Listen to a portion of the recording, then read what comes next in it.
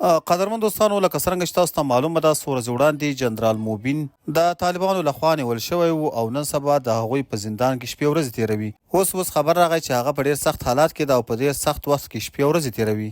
د افغانستان له حکومت څخه دا خواست او هیله ده چې یو خو جنرال موبین په خپله ناجوړه ده او بل یې په کور کې ورته مورکۍ هم ډېره سخته ناجوړه ده چې د خپل زوی جنرال موبین په غم کې شپې او ورځې تیروي او په ډېر سخت حالات کې ده. د افغانستان له حکومت څخه دا خواست او هیله ده چې څومره ژر کېدی شي جنرال موبین بیرته پرېږدي او بیرته خپل کور ته راشي، ځکه دا سزا یوازې جنرال موبین ته نه بلکې د افغانستان ټول ولس ته ده.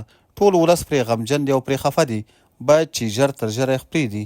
جنرال موبین یوازینی هغه کس و چې همیشه یې د اسلامي امارت د ملاتړ او د افغانستان د بقا لپاره مبارزه کړې ده.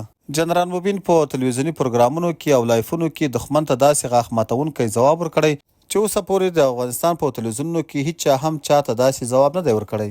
زموږ به شاید ډېر اختلافات وي له جنرال موبین سره او نور له اسلامي امارت سره، خو کله چې خبره د افغانستان راشي او د افغانستان د ملي مسایلو او ملي ګټو راشي، نو هلته بیا ټول اختلافات باید شاته پرېږدو او د یو اصلي افغان لپاره باید ټول اوږه په اوږه مبارزه وکړو تر څو له زندان څخه راخلاص شي.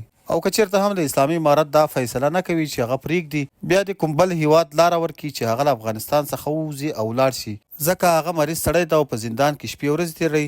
هسې نه خدای مه کړه په زندان کې یې ژوند وبایلي. د جنرال موبین نیوله موږ ټول افغانان په یوه خولو باندې غندو او د اسلامي امارت له چارواکو څخه په جدي او کلکه غوښتنه کوو چې هغه ژر تر ژره پرېږدي او خپل کور ته ولاړ شي.